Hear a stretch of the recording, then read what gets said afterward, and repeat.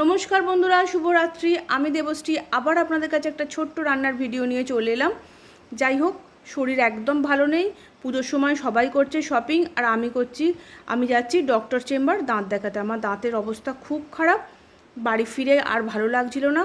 দু একটা দেখলাম চিকেনের সলিড পিস রয়েছে, আর রুটি চিকেন কিছুই বানাতে ইচ্ছা করছিল না। তাই একটু ভাত বসিয়ে দিয়েছি, আর একটু ডিমের ভুজিয়া করে নিলাম। হাতের কাছে যা সবজি ছিল, ছিল বিনস, ছিল বরবটি, ক্যাপসিকাম, গাজর, পেঁয়াজ, আর চিকেনগুলোকে ছোট ছোট পিস করে কেটে সেদ্ধ করে নিয়েছি।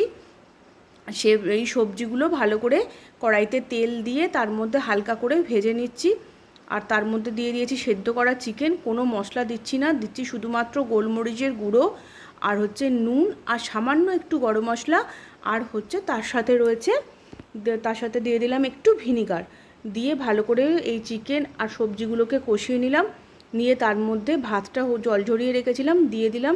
বানিয়ে ফেললাম একটা চটজলদি egg chicken fried rice, mixed fried রাইসও বলতে পারেন। এর মধ্যে প্রনটা বাদ দিয়ে সব কিছুই রয়েছে। যাই হোক, এটা বানিয়ে রাখলাম। জানি না কখন আবার শরীর একদম ভালো নেই, উঠতে পারবো কি পারবো না, ওদের জন্য বানিয়ে রেখে দিলাম। আমার তো এসব খাওয়া এখন বন্ধ, ডাক্তার বলে দিয়েছে একদম নরম খাবার খেতে হবে। ওদের জন্য বানিয়ে ফেললাম। কোনো কিছু সাইড ডিশও বানাবার একদম ইচ্ছা নেই, শরীর একদম ভালো নেই। এটা দিয়ে ওরা খেয়ে নেবে। এর সঙ্গে ওদের একটু শসা পেঁয়াজ কেটে দিয়েছি, একটু বেশি করেই বানিয়ে রাখলাম। যদিও কাল শনিবার, আমরা তো খাই না শনিবার মাছ মাংস কিছু। যাই হোক, বানানো হয়ে গেছে। আমি একটু সেদ্ধ খাবার কিছু খেয়ে নেব। আবার একটা পরের ভিডিও নিয়ে আসছি।